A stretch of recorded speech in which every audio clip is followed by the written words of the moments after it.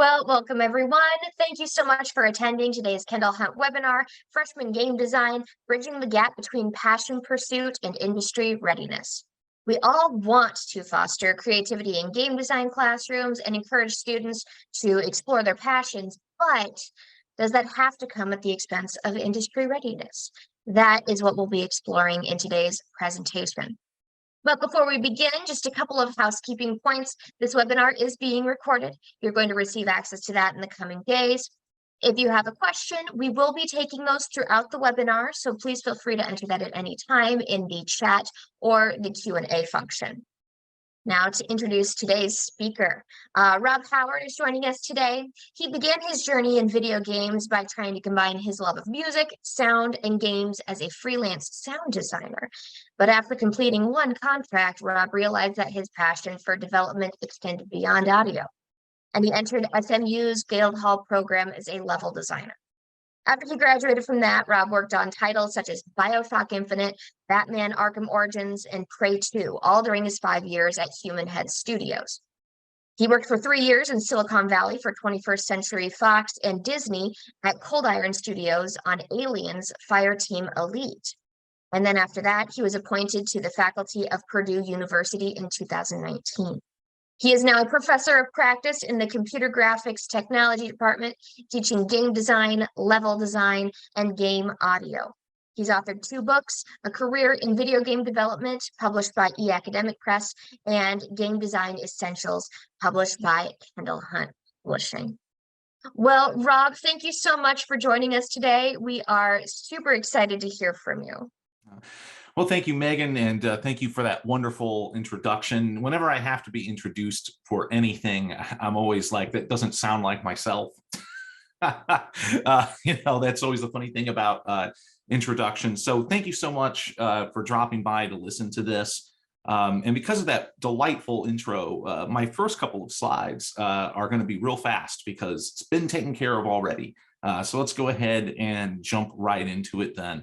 Yeah, we're talking about this notion of teaching freshmen, specifically brand new students, or alternatively, sometimes certain programs, they're not going to be in these classes maybe until they're a sophomore or something like that. If it's a maybe traditional liberal arts setup where they're just in gen eds or something, whatever it is, it's your new students, right? How to kind of get them into game design, and specifically not just getting them into game design, but getting them into it in such a way that they are going to be primed for industry readiness.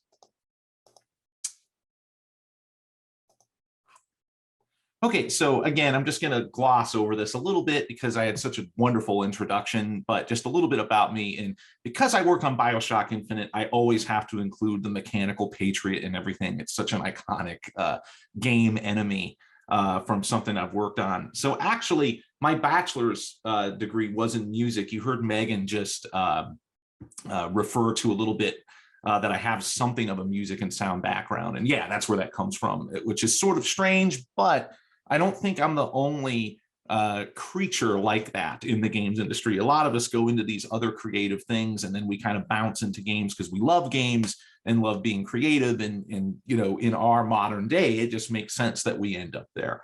And I did go to SMU, as Megan already said, and again, already mentioned some of the companies I've worked for. So I'm not going to sort of belabor that. What I will talk about just a little bit more, though, is what I'm currently doing at Purdue University, where I was appointed in 2019. I teach game design, game production, game programming, also game audio. I neglected to put that in the slides, so I'll mention that to you now. And some of the other activities I do other than teaching is I also lead game projects with students, with small grants, things like this. I'm currently making a Korean language video game. I really resist calling it an educational game. I'm approaching this from entertainment first, kind of education second. I'm kind of half jokingly referring to this as the Dark Souls of language learning games, which is kind of a fun marketing angle, but there's no swords and all of that, right? But that's besides the point.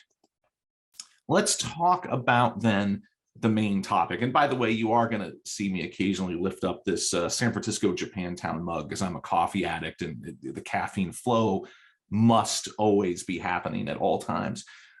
So when you get freshmen, or again, like sophomores, if that's how your program is constructed, there's some good and some challenging parts. Just in my own experience as a clinical professor, being in the classroom a lot, having a ton of contact hours, as we say in academia, the good part is, of course, they really want to be there. And that's a really unique aspect of what we do in teaching game design at the college level.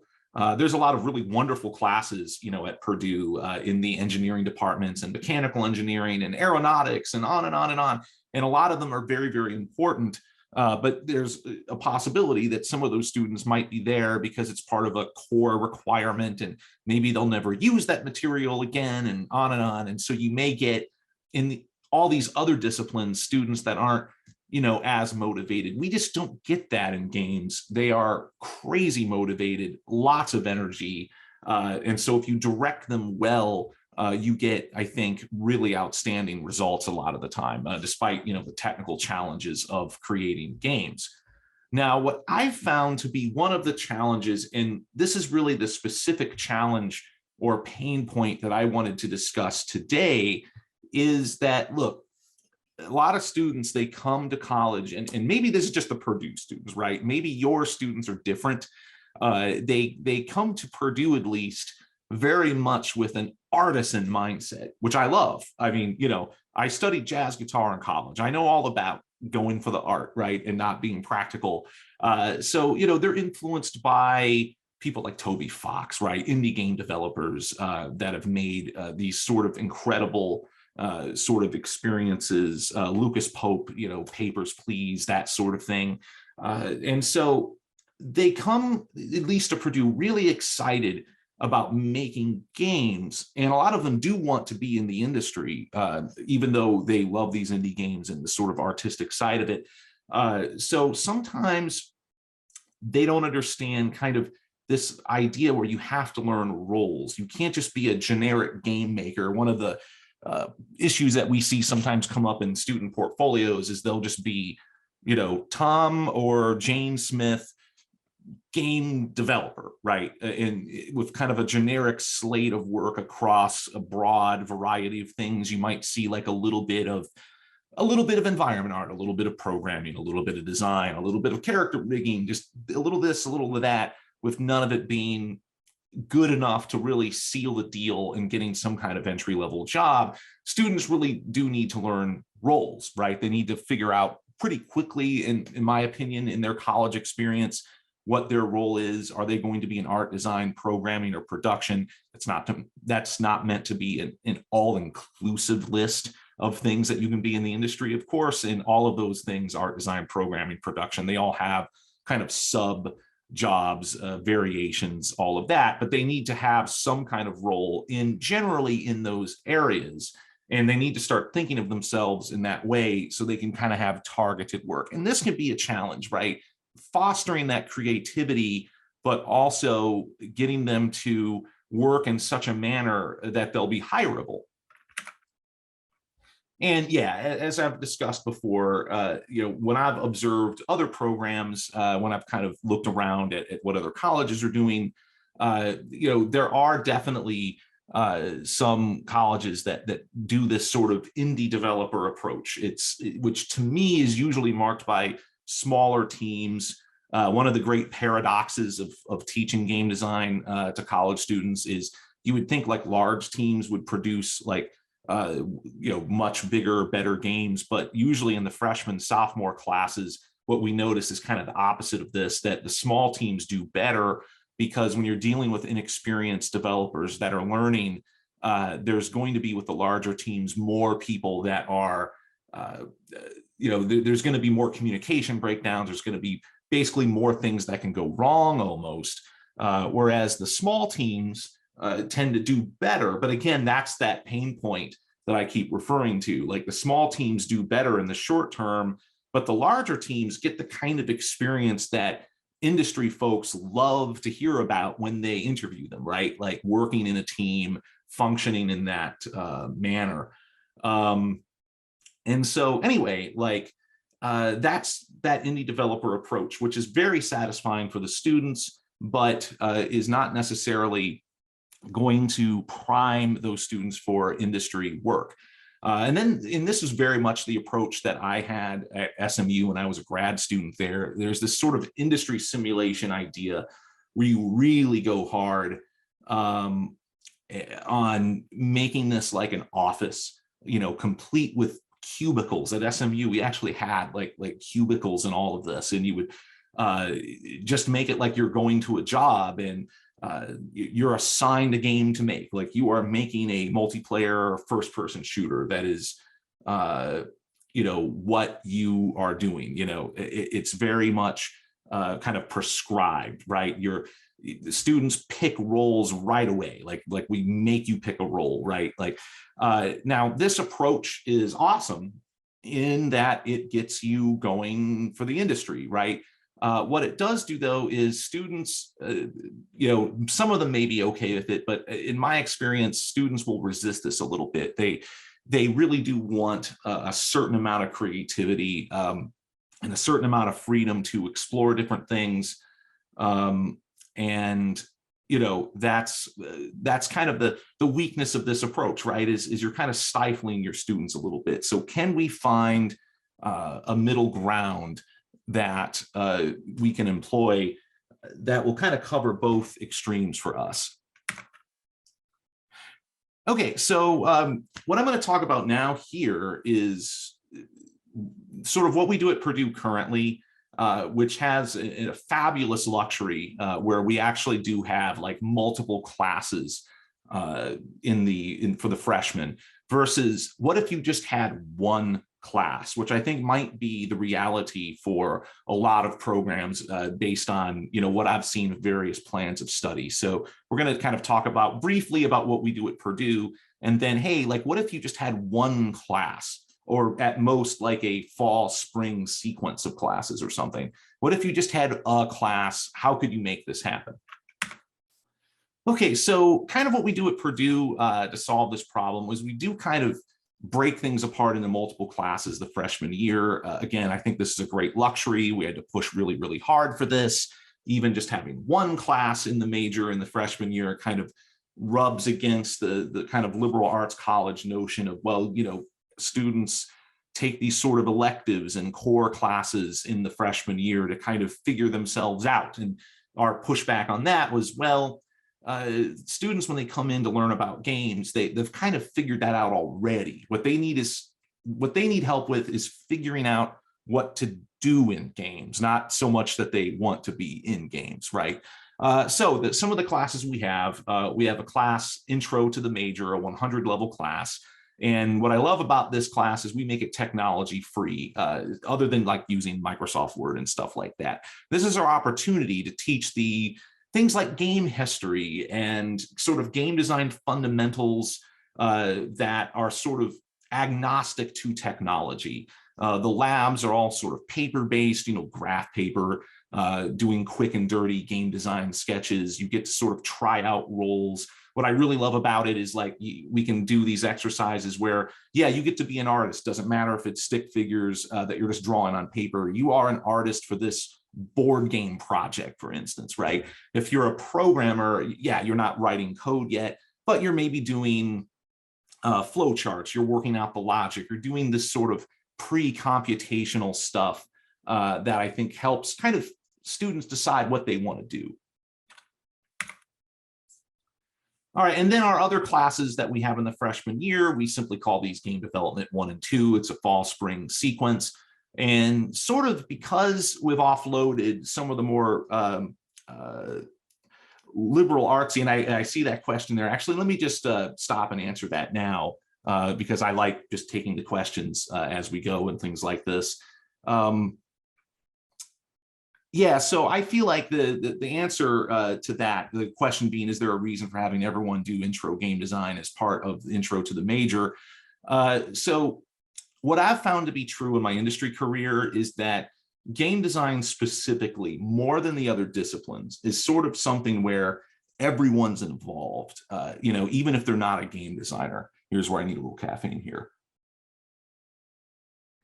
For example, a game design discussion will have ultimately at a game studio environment artists, character artists, certainly the programmers, obviously, who are going to be implementing that stuff directly, producers, everyone really has some role to play in game design. So having everyone equipped with that knowledge, or at least some of that knowledge, I find is really positive.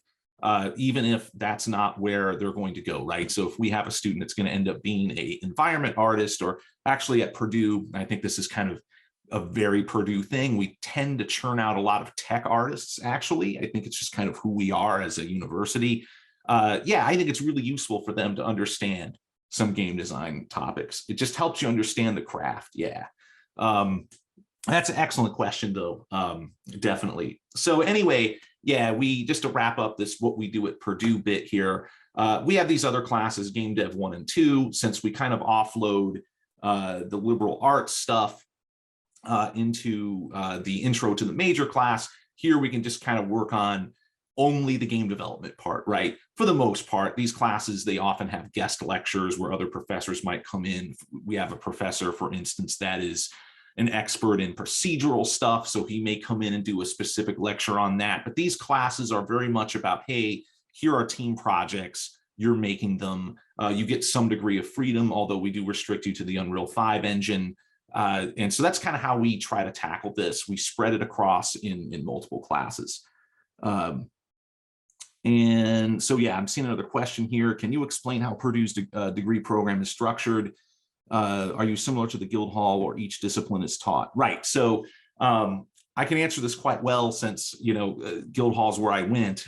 So what we do at Purdue is this. We give you kind of this broad range of things in the first 2 years, especially. So other than these 3 classes I've talked about, you also take a geometric modeling course.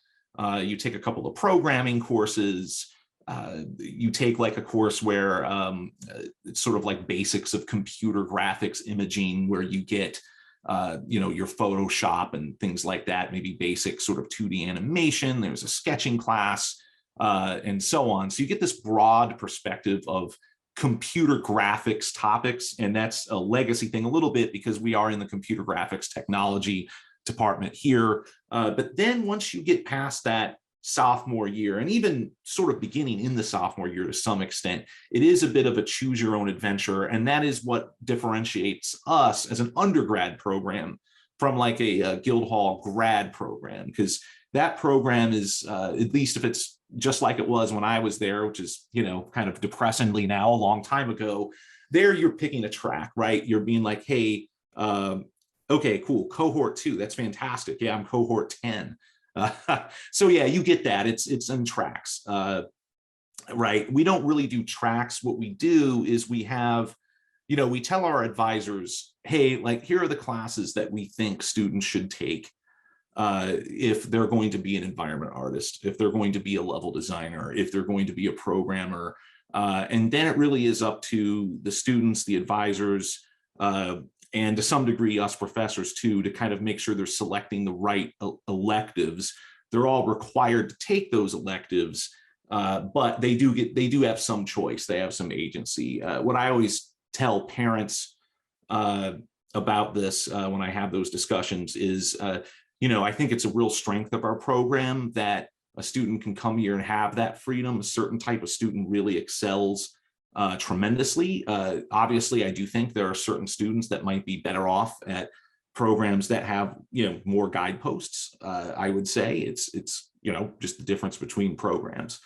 So hopefully that explains that, somewhat well, how we structure things at Purdue. The short version is broad range of things to get you a taste of a variety of stuff, and then you kind of pick where you want to focus on, what you want to focus in your junior and senior years, especially.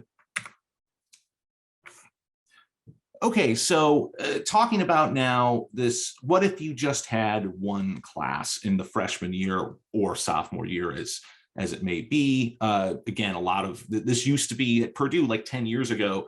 You didn't even get a games class until you were a junior, right? And before we pushed to have our plan of study changed, you add just one class in the freshman year. So what if you had to do a lot of heavy lifting in just one class? And how do you then balance between trying to make sure that that class is serving that goal of being industry ready, while at the same time, I think fostering creativity, which I do think is a tremendous aspect of the college experience that you don't want to lose. I do think it's possible. And again, I do find that students, they do kind of feel boxed in if you go hard into the office simulation sort of idea. And like I said before, I think college, it's just an incredible time to be able to express original ideas. All of us that are in this chat that are industry veterans, sounds like that might be the case here.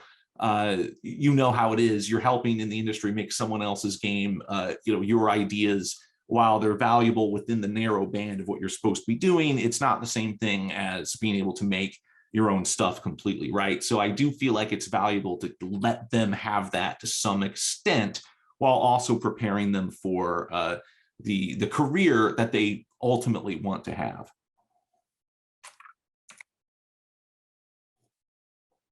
Okay, so what would my suggestions be if you just had one class to do this in? All right, so again, it sounds like I'm talking to people that have some game design background already, it seems like, which is fantastic.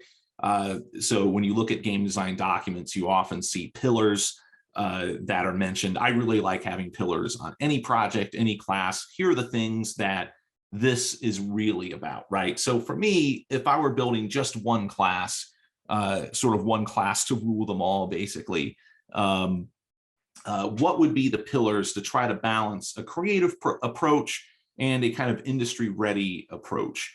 Templates are awesome, would be one of my pillars. I love using templates. Use project management to the extent now, I was not a professional producer, but obviously I was a consumer of those things as an industry person. So I try my best to incorporate those principles, agile software development, scrums, that sort of thing. Now, here's one that I go back and forth on myself even, and that is team selection. So where I'm currently at, and this would be student teams I'm talking about here, is don't pick the teams, teach what a good team is my current philosophy on this. That's very much subject to change, for sure. And relate it back. And what I mean by that is anytime you have an opportunity to relate something to the more kind of liberal artsy things like game history, game design, that sort of thing, it really helps to constantly be like, hey, like this principle relates to this kind of concrete practical thing you're doing. And that kind of flows into my last pillar, which I'm a huge advocate of teaching game history. That's something that wasn't happening at all at Purdue before I got there. There was no like specific game history class. That's now done in the intro to the major course. And I think it's really, really important to do that. All right, so to get a little more specific on these pillars here, let's talk about templates. So this could be something like a first-person shooter template or an action game template or an adventure game template that you get from the Unreal or Unity shop, or you could author this. And I've done both approaches. I have like an RPG template I wrote using blueprints and Unreal 4, now 5, that I use for a class. I've also, found things that work really well out of the marketplace with a little bit of effort to make sure that the students can use it and you vet it and all of that. What I like about templates is it kind of gets you into this cool place where students still feel like they have self-determination. One thing that Purdue's instructional designers are all about is giving students freedom, or this idea of self-determination in education theory. So when you provide them a template, say it is a first-person shooter template, what you'll find is that students will, for the most part, go with the grain. They're probably going to make a first-person shooter with that, but not all of them will do that. Some of them will have no trouble just smashing apart the template, making something completely different, but they're still technically using the template. And I think that's fine. I actually think that's a great result because they learn a lot by doing that. And so you're sort of providing a middle ground between like saying, yes, you must make this genre of game, versus you can just do anything you want, right? So instead you're saying, hey, use this template.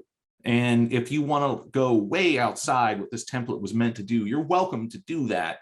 But obviously it's going to be a lot easier if you kind of utilize what the template kind of does well out of the box. So I really like this approach. I think it gets really cool results from the students. All right, and I did want to give an example of, real quick example of some student work that did use a template. So this is actually the RPG template I had made. So this student made the Adventures of Boxman. You can find this on itch.io. It's a great little game. That student, Carly Fox, works in the industry now, incorporated really delightful Undertale-esque elements to it. Really did a great job. And because you provided that base to that student to work from, they can then exceed that base, which tends to work a little bit better, I think, than kind of starting with that blank screen with just your basic Unreal first-person template or basic Unity first-person template. And incidentally, Greg, I'll mention to you that this kind of, as someone that was in cohort 2, you'll appreciate how when we were students, it was in some ways it was easier because you would just get Gears of War for Windows or Unreal Tournament 3 or whatever, and you would have all that art, all that programming. You would just mod that as your game design projects, and so you wouldn't have to go from scratch. In some ways, and this is one of the reasons why I'm a believer in templates now. It's the tools have gotten so good and they're so freely available, but it's less common to see the mod tools that we used to see get like shipped with games. And so the templates kind of bring us back to that world just a little bit, where students don't necessarily have to like engineer everything, or at least the stuff that a game engine doesn't do in terms of game logic and all of that. Okay, the project management pillar, again, this is where I encourage and require my teams to have scrums. You can't do them every day, typically in a student project environment, but you can certainly do them, a couple of times a week. Usually, this is the standard, 15 minutes. What did you do yesterday? What did you do today? Any blockers? You encourage your students to incorporate these techniques. When you have like a longer project, maybe that's at least a few months, you can start thinking about having 1-week sprints. Getting their feet wet in project management as soon as possible, even if it's just kind of a role-playing thing, I think is really helpful, because again, this is the sort of stuff that I know when I was interviewing entry-level people when I was in the games industry. If you hear students that are graduating talk about, well, we use Scrum, we use Agile, we had a sprint review, we had a product backlog, all of these things, it just really helps seal the deal that this person's kind of ready to go. So introducing that, I think, is quite important. Okay, so third pillar, again, this is the one that I struggle with the most, which is how team selection happens in terms of student developers. So here's why I struggle with it.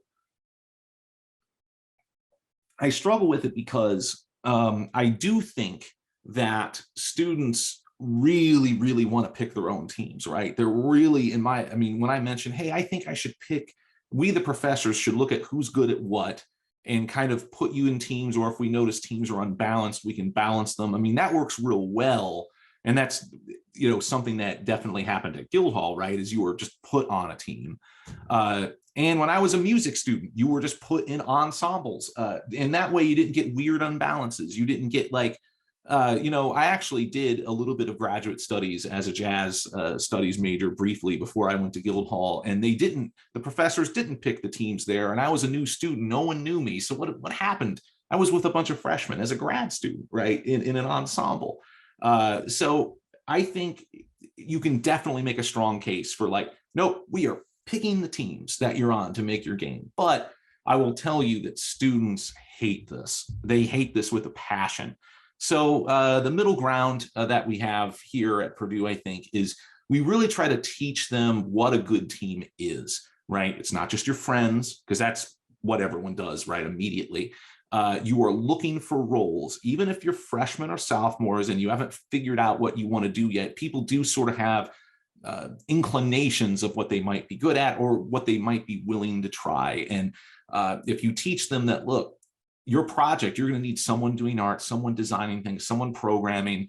You're going to need someone that's taking on the role of producer. Obviously, there's going to be some multiple hat wearing. This could be one student doing multiple things in some cases. But if you teach them what a good team is and how important it is to make sure that teams are well composed, I've found that they'll self-organize much better. If you sort of just say, go make teams and maybe just have some getting to know you lab exercises and all of that. It'll be these situations where you have like 5 concept artists, and that's the team, right? And you can have some supervision. You can certainly let them self-organize, and maybe if a team is horribly imbalanced, step in as a professor. But again, trying to find that balance there between freedom and kind of a more rigid approach. Okay, so relating things back, I feel like when a game project happens, there's so many opportunities to relate it back to all of those kind of high-level game design topics, game history topics, all of these things that you teach that you feel like are interesting to you, but maybe the students just kind of goes in one ear out the other. And so I do have some examples of this to share. One thing is game design documents, right? Like, I'm still very much, and I know that the attitudes in the industry vary on this. I'm a big believer in doing documentation. I think it's really, really important.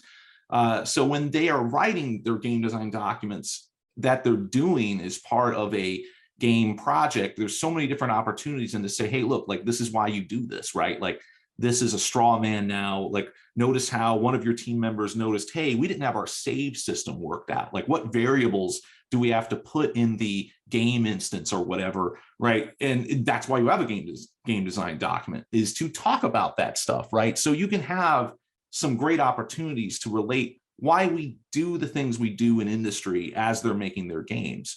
And yes, I definitely am a believer in having them adhere to something that resembles a software development process in the sense of having a pre-production cycle, even if it's just a week. Production deliverables, hitting an alpha and beta. One thing that we do that I think is incredibly helpful, even with our freshmen, is we have these alpha and beta reviews. And obviously they're freshmen, right? Like, occasionally you do get some incredible students, but that are just far beyond where they should be as a freshman. But for the most part, these are going to be simple games. They're going to be buggy. They're not going to be as accomplished as your seniors are going to have.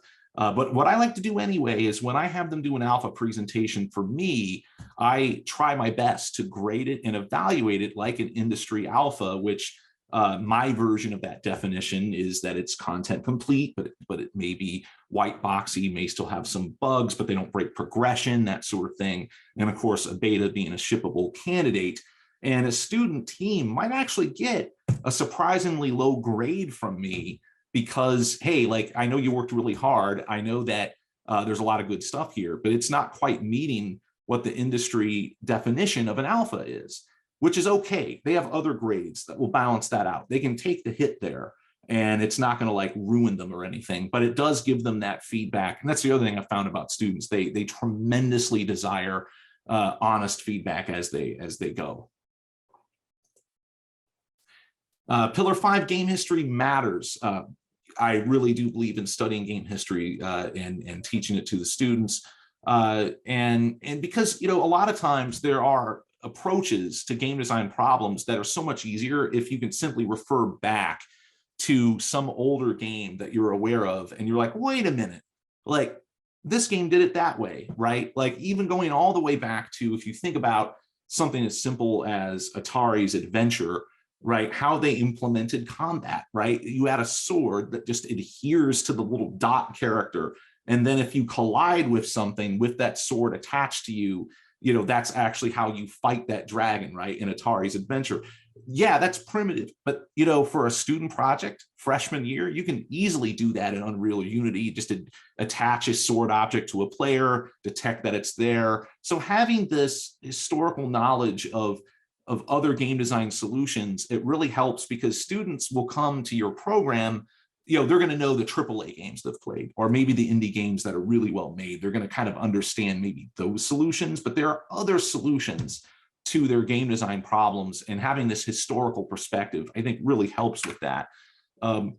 One good thing that is sort of idiosyncratic to Purdue's student body that we get, and kind of also how our programs are structured, is we do have right now an issue with character animating and rigging. We actually have a very highly ranked, very good animation program, but they do tend to be more for like media than real-time graphics, gaming, that sort of thing. So our game projects don't tend to have a lot of like character artists, riggers, that sort of thing on the real-time graphics side, right? So when I started at Purdue, one of the things that I immediately helped multiple teams out with is how to make a game that has a really nice 3D environment, but yet you don't have to have characters that are rigged. I remember with multiple projects sharing, hey, if you've ever seen this old game on the DS, it's actually one of my personal favorites, Hotel Dusk, it had a really primitive 3D environment, very low poly, right, because it was on the DS, but they had these wonderful character sketches, these animated billboards, basically, that would stand in for characters. So that game didn't need to have like rigged 3D animated characters, right? And so what you're seeing on the bottom right there is a student project where they took that approach. It's called Sonata Theory. It's on Steam for free. It's one of the favorite projects I've helped direct. And you can see how having this sort of game history knowledge helped them solve a game design production problem they had. This was one of those teams that like had a bunch of concept artists, no character people. How do you make that happen and still get like a cool result? And that's kind of how they solved it, is using game history.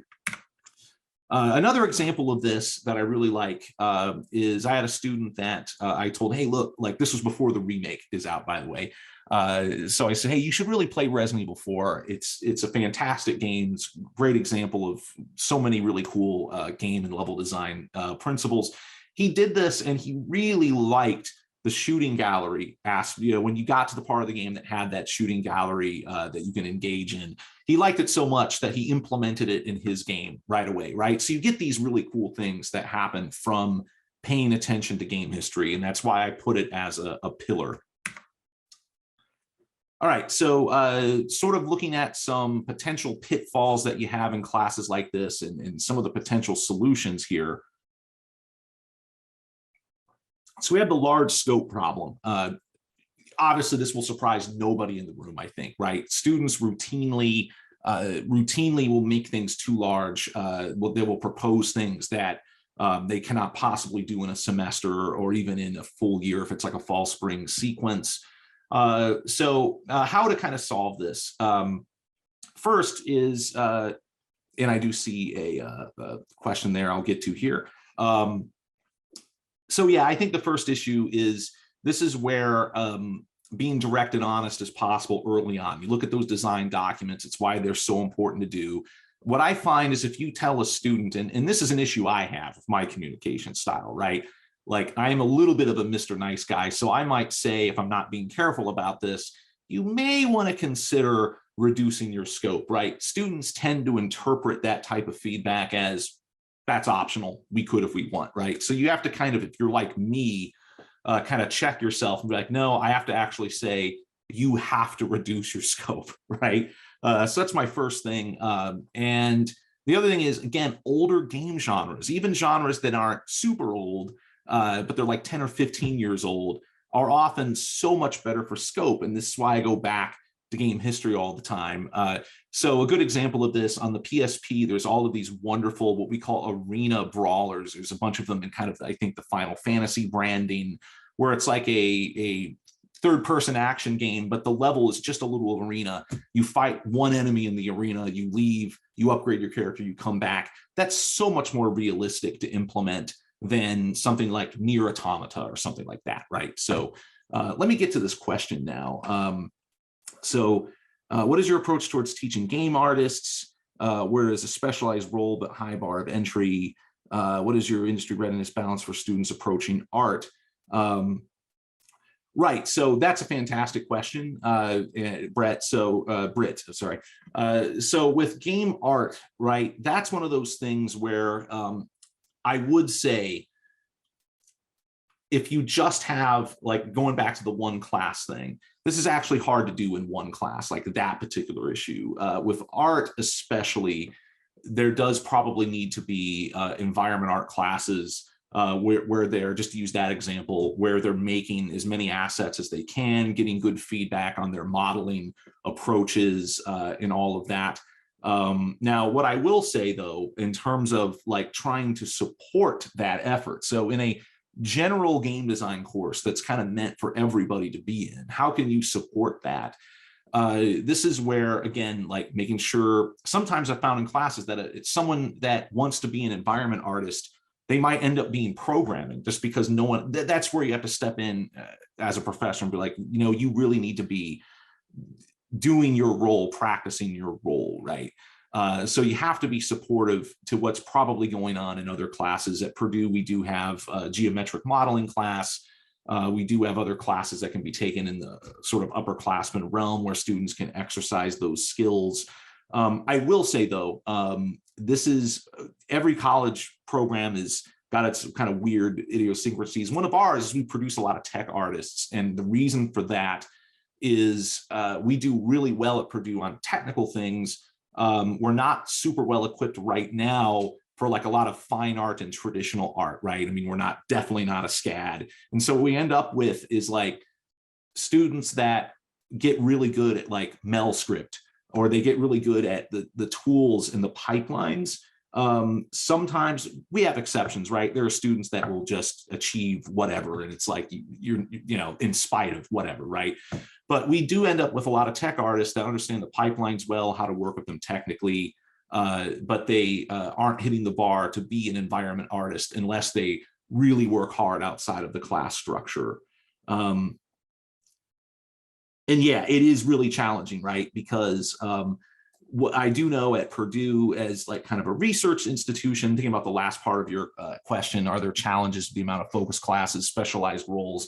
I know at a school like Purdue, we sometimes get pushback. I don't agree with this, right? But hey, it's academia. No one agrees on anything. Sometimes they'll be like, well, we're getting too close to a trade school now. That's not who we are.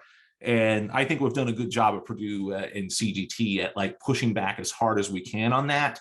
But that's why we don't do the tracks thing, for instance. So we do have the support there for artists. But again, it's like I tell all parents to come to Purdue, there is definitely a thing where you have to be a little bit self-directed to be, I think, a successful Purdue student. All right, a couple of more pitfalls here and kind of potential things to mitigate them. The Mario style platformers, which I love. I love these games, right? I love the platformers. However, as you all know, these are sort of tricky to get jobs in, right? Because Activision Blizzard isn't making these games, right? Call of Duty is not a platformer. Destiny is not a platformer.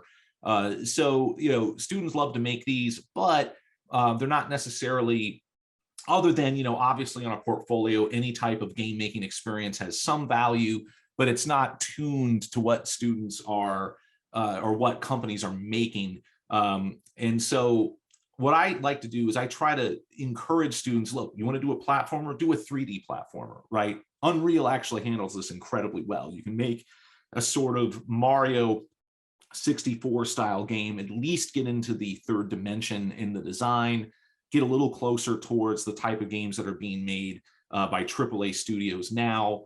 Of course, if you're going to allow some degree of freedom, some students will do this, sort of no matter what, right? Because they just really love it. And again, it's kind of up to you. Yes, absolutely. The Metroidvania thing. And what I find, not to get off topics, we're starting to get a little low on time here. With the Metroidvania thing, what I've seen happen is students will jump right into that. And then they'll realize these are really hard games to make well. They to kind of have that incredible semi-open level design with carefully planned abilities that unlock new areas. And so what ends up happening in my experience is they start with a Metroidvania, but then they kind of scope down into, to use game history again, something like at best a sort of Dracula X kind of branching level design structure. And they learn a lot, which is always good. But yes, definitely agree on the Metroidvania thing. Okay, so almost to the end here. My team member let me down, just a universal problem, no perfect solution to this. I do believe, though, that you have to have some consequence, even if the rest of the team members are great and diligent, not enough to wreck their final grade. This is where those alpha and beta check-ins happen, right? When I do my alpha check-in with students and I evaluate them, they all get the same marks, right? Even if one student just completely bailed on the project, they have other grades that will prevent that from wrecking them. But I do think, because, when I worked in industry, employees that weren't performant, they hurt everyone, right? So I do think having some carefully considered consequence, and then you can use this as an opportunity for soft skills development, this idea of focus on the problem, not the people, that sort of thing. And these are the things that we love to interview for in the games industry anyway. So there is some opportunity for learning. Probably no perfect way to handle every situation where this happens, but as you all know, it's gonna come up. It's gonna come up a lot. All right, so that wraps things up here. I'm sure there may be some questions. This is my various contacts here, my Purdue email. I'm on most of the social things. LinkedIn doesn't really give me a convenient link there, but the rest, it should be easy to find. So yeah, thank you so much for coming and for your wonderful questions. Excellent. Thanks so much, Rob. That was amazing. Couple of questions here. Again, feel free to throw those into the chat or Q&A function at any time. You mentioned a couple times that Unreal is your choice at Purdue. Can you explain kind of why you choose Unreal over Unity? Right, that's a fantastic question. So basically, the thing is this, right? Like Unity is really popular in academia, and it has some really good reasons to be so, right? It has really great LMS integration stuff, and so it can report things into a Blackboard or Brightspace and all of that. So academics love it in my experience, but we use Unreal because we do believe it is, lots of games are made in Unity, yes, but Unreal tends to be, I think, a little more into the AAA realm, I think, and even companies that are using proprietary engines like your Frostbites and stuff that aren't publicly available. I guarantee they're probably looking at things from Unreal to imitate, and you even see that on job descriptions too. It's like, we're using a proprietary engine, but if you have Unreal experience, we'll give you a look. Now that said, I will say that I'm actually a believer in getting them exposed to some different game engines in addition to that, because you learn a lot that way, and you never know what technology you'll need on the job. But that is what we focus on, is Unreal. We do sprinkle some Unity in other classes. Absolutely. Now, you also mentioned earlier in the webinar a game template. What would be an example of something like that? Well, a good example would be, in the Kendall Hunt book, that is just now out, right, that I wrote for you guys, the Game Design Essentials. I do have a template there that's in Unreal 5.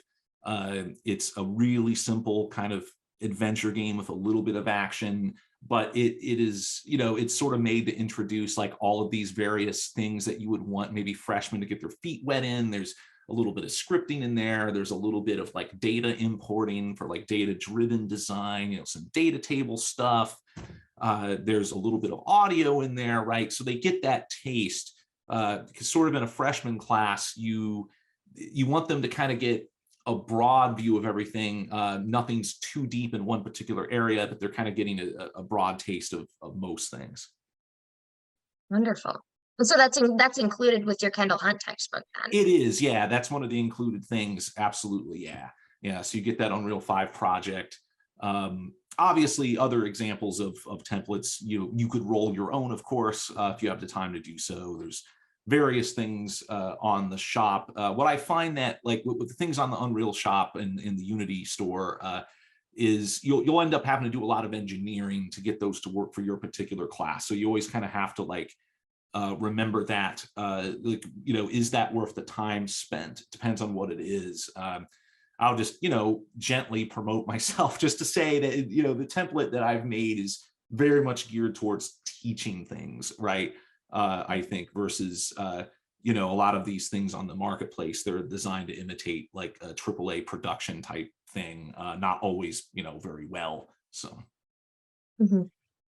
Yeah, and I feel like we'd be remiss too to not mention the fact that I feel like Game Design Essentials does a really good job of addressing kind of a lot of the sort of challenges and pain points that you talked about. And so, if anyone, when we send out the recording, we're happy to hook anybody up with an electronic copy to review. Did we have any other questions today? So I think you took care of them all during the webinar. Yeah, it's how I run my classes. I like interaction. I don't like, I'm quite good at it. I can talk for an hour without stopping, no problem. I just don't like that. All right, Oh, great. perfect. Looks like we've got one coming up. Oh, a couple. Wonderful. What have been some of the most memorable student projects that you've seen over the years, Rob? Yeah, definitely. I mentioned it in the presentation, Sonata Theory, which is on Steam.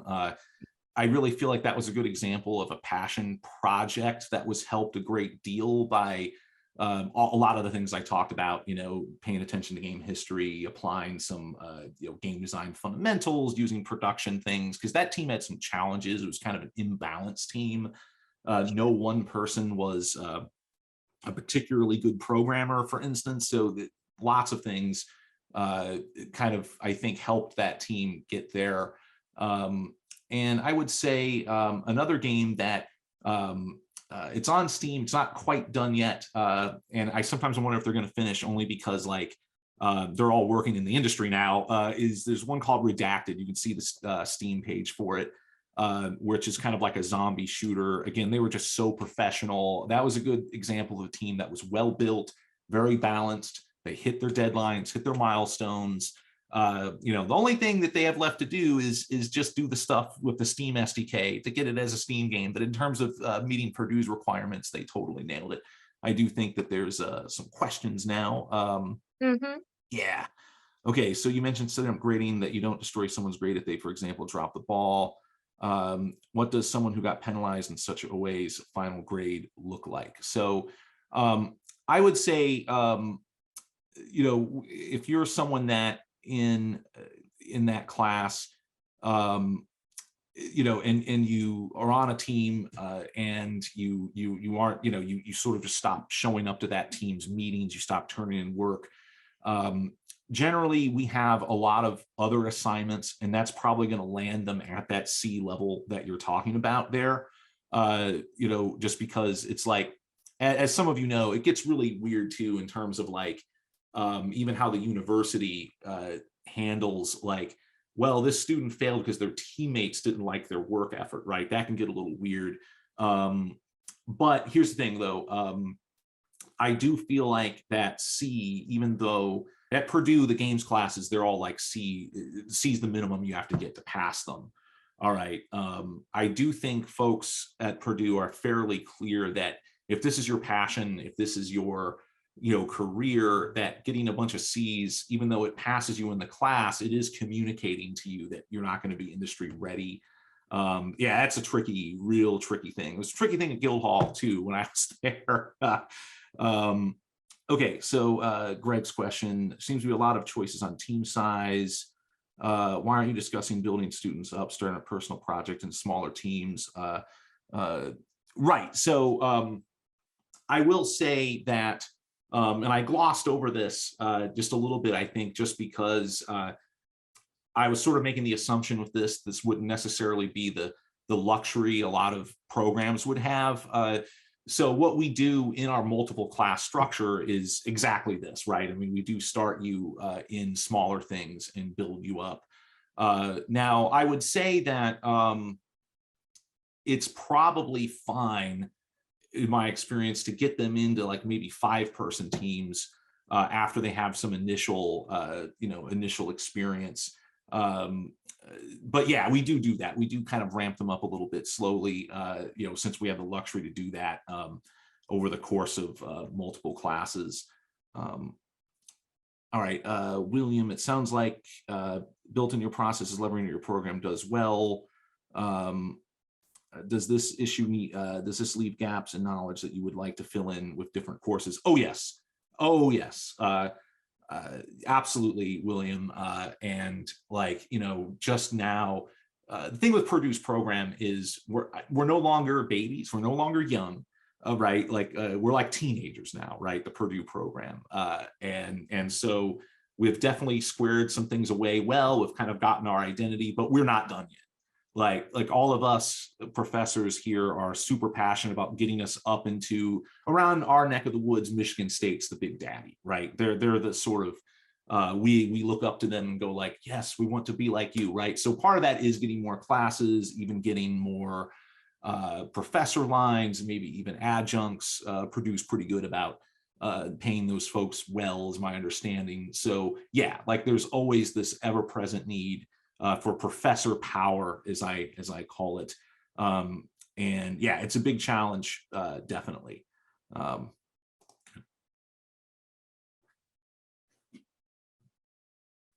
Wonderful. All right. Any further questions today?